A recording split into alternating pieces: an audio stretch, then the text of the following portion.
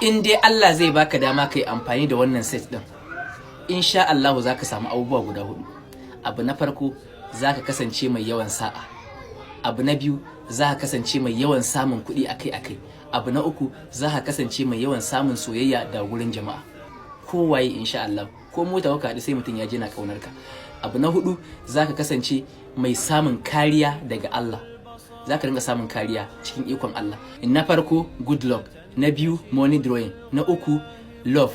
Na 4, protection. Insha Allah za a samu abubuwa guda 4 da yardar Allah.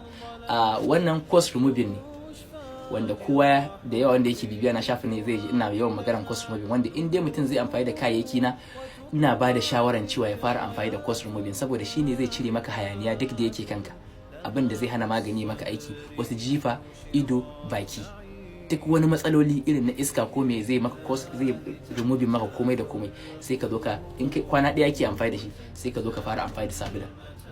Shi wanka ake da shi kawai, wanka ake da shi. Da yardar Allah za a samu waɗannan abubuwan guda 4 insha Allah.